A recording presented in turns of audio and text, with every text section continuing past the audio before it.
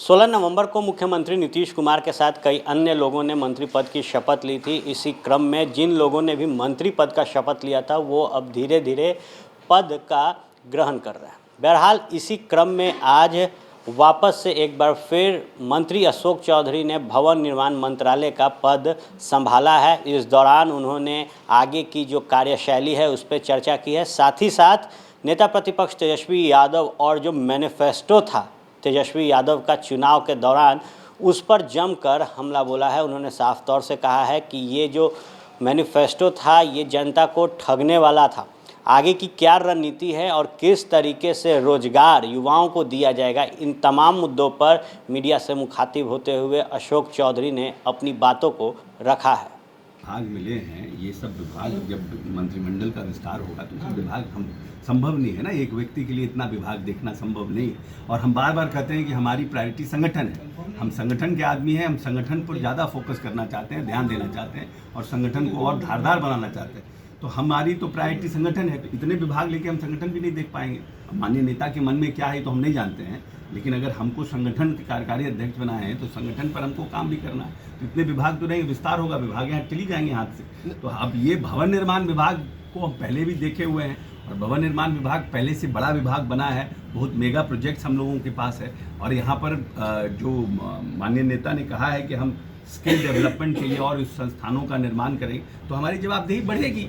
जो जवाबदेही बढ़ेगी तो उसका हम लोग प्रॉपर निर्वहन करेंगे। बड़ा मुद्दा जो है रोजगार का है। अभी आपने कहा कि रोजगार के अवसर और लाए जाएंगे बिहार में, तो क्या आने वाले 3-4 महीनों में इसका असर देखने को मिलेगा? देखिए 3-4 महीने में हम तेजस्वी यादव नहीं हैं कि झूठ कमिटमेंट कर दें।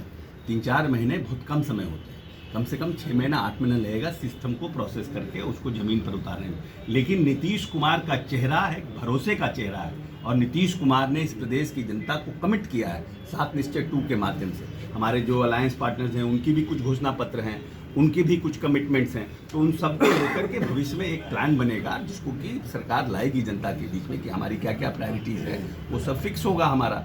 और हमने जो 2-3 बातों पर कहा है जिन पे नेता ने ध्यान दिया है 7 निश्चय 2 में, पहला निश्चय हमारा है युवा शक्ति के जो हमारा उसको कैसे हम स्किल डेवलप करें फर्दर, और जो लोग ट्रेंड हैं उनको और ट्रेनिंग दे करके उनके लाइवलीहुड को हम कैसे बेटर कर सकें, उस पर हमारा ध्यान है। नहीं, कहा जाता कि एमएलए एमएलसीज का वेतन काट करके हम लोग रोजगार देंगे, तो क्या संभव नहीं था? नहीं, वो सब तो भ्रम पैदा करने का है ना। ये तो झारखंड में उनकी सरकार चल रही है, झारखंड में तो जॉइंट गवर्नमेंट है ना भाई।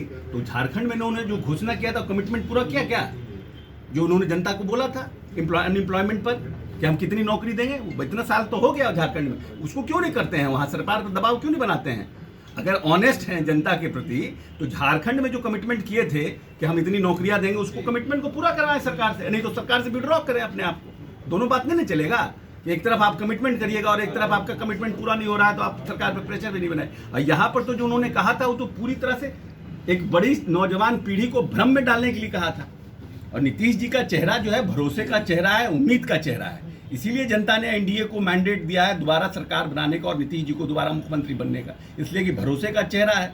जो नीतीश जी कहते हैं वो उसको डिलीवर करते हैं, माननीय नेता जो कहते हैं उसको डिलीवर करते हैं, इसलिए भरोसे का। और हमने जो निश्चय 7 निश्चय 2 में जो कमिटमेंट किया है जनता से, जिस पर हम दोबारा आए हैं माननीय नेता, निश्चित रूप से उसको हम लोग पूरा करेंगे। भवन निर्माण को लेकर क्या चीज़ें हैं मन में और किस तरह के इस पे काम आगे बढ़ेगा? देखिए विभाग तो हम पहले 1.5 साल पहले से, हम 1.5 साल के आसपास, पिछले जून से के आसपास से हम चला ही रहे हैं।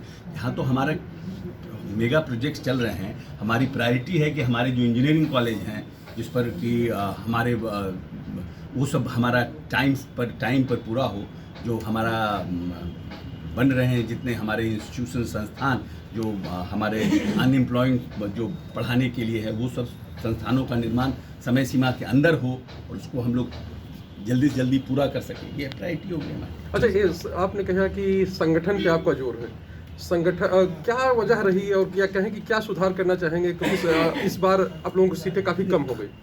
हम देखिए उसका तो बहुत कारण है, नीतीश कुमार को कमज़ोर करने के लिए सब लोग लगे। अकेला टारगेट नीतीश कुमार थे इस पूरे चुनाव में, अगर आप देखिएगा कि कैसे इनकी सीटें कम हो, उसमें सब तरह के लोग लगे कि नीतीश कुमार की सीटें कैसे कम हो जाए। लेकिन उसके बावजूद भी जिसको कहा जाता है कि नीतीश कुमार इस प्रदेश के मुख्यमंत्री बने, क्योंकि जनता ने उनको इस प्रदेश के मुख्यमंत्री बनने के लिए मैंडेट दिया, क्योंकि जितने हमारे अलायंस पार्टनर थे वो नीतीश कुमार के चेहरे के ही को लेकर के चुनाव में गए थे कि भाई आने वाले समय में ये मुख्यमंत्री बनेंगे। और माननीय नेता ने तो स्पष्ट रूप से कहा कि हम बनना नहीं चाहते इस तरह के मैंडेट में, लेकिन फिर भी लोगों के और अलायंस पार्टनर के दबाव में वो बने। लेकिन हम समझते हैं कि नीतीश कुमार के बनने से जो 2 दिन का समय था एग्जिट पोल और रिजल्ट के बीच में, प्रदेश की जनता का क्या हाल था, किस तरह से भयभीत था, आक्रांत था लोग। क्यों आक्रांत था? क्योंकि नीतीश कुमार का चेहरा भरोसे का चेहरा है, उम्मीद का चेहरा है। लोगों को लगता है जिसने वोट नहीं दिया वो भी डरा हुआ था, जिसने नीतीश कुमार जी को वोट नहीं दिया वो भी डरा हुआ था, कहीं ऐसा नहीं कि नीतीश कुमार के बदले की कोई किसी और की सरकार आ जाए। तो ये तो एक नीतीश कुमार जी के चेहरे का भरोसा है ना लोगों के बीच में। तो हम समझते हैं जो कमिटमेंट उन्होंने किया उसको नीतीश कुमार जी पूरा करेंगे। एक सवाल है, 2 दिन बाद विधानसभा शुरू होना है, जैसा पुराना रिकॉर्ड रहा है, क्या लगता है विपक्ष नेता दिखेंगे फिर? तो क्या करेंगे नहीं करेंगे तो आने वाले रिकॉर्ड समय रहा पर है, करेंगे क्या, किन परिस्थिति है नहीं है, तो नेता विपक्ष का भूमिका नहीं रहेंगे तब ना इस पर कमेंट करेंगे। सब भी पिछले जो हमारी सरकार रही उसके हमारे मंत्री जी ने भी बहुत काम किया है, और इस प्रदेश में जो हमारा 7 निश्चय वन था उसमें इस प्रदेश में हम तो बार बार कहते हैं, इसकी पहले की जो हमारी सरकारें थी इस प्रदेश में चरवाहा विद्यालय बनाती थी, और माननीय मुख्यमंत्री ने अपने 15 वर्षों के काल में संस्थाओं का निर्माण किया। इस प्रदेश में ITI हो, इस प्रदेश में BIT हो, इस प्रदेश में IIIT हो, हर तरह से संस्थाओं का निर्माण किया। और साइंस एंड टेक्नोलॉजी के माध्यम से तो ITI और जितने भी हमारे टेक्निकल संस्थानों का निर्माण किया। और एक बड़ा जो हमारे यहाँ बड़ी आबादी है, क्योंकि हम सबसे डेंस पॉपुलेटेड स्टेट हैं पूरे हिंदुस्तान में, तो हमारी जो एक बड़ी युवाओं की आबादी है उसको हम कैसे स्किल्ड करें। और 7 निश्चय 2 में भी माननीय नेता ने इसको फोकस किया है कि हम जो बड़ी आबादी है उसको युवाओं की उसको हम कैसे स्किल। इसलिए साइंस एंड टेक्नोलॉजी विभाग की तो बड़ी जवाबदेही, और हम अब आने वाले समय में कैसे हम लोगों को मेगा रूप से स्किल्ड कर सकें और उनको जॉब प्रोवाइड कर सकें, कैसे उनके लाइवलीहुड को हम इंक्रीज करें, ये हमारी प्राथमिकता है 7 निश्चय 2 की। तो उसके लिए ये विभाग जो है पूरी तरह से काम करेगा, और माननीय नेता का जो सोच है और माननीय नेता ने जो कमिटमेंट किया है प्रदेश की जनता को उसके ऊपर खरा उतरने का प्रयास करेगा। बिल्कुल करेगी, और हम बार बार कहते हैं कि 7 निश्चय 2 में जो युवा शक्ति के लिए माननीय नेता का जो पहला निश्चय है उसमें इस विभाग की बड़ी भूमिका है, और इस विभाग का अपनी भूमिका का निर्वहन करने में सक्षम रहेगा। युवाओं के लिए खासा इस बात ध्यान रखेगा। आपने भी कहा कि युवाओं के रोजगार की व्यवस्था के लिए काफी प्रयास किए। मुझे लगता है बिहार में एक नई आशाएं जो है वो जन्म लेंगी। नहीं, देखिए ऐसा है कि नीतीश कुमार ने आज तक जो कहा है वो किया है, हम इसीलिए निश्चय कहते हैं।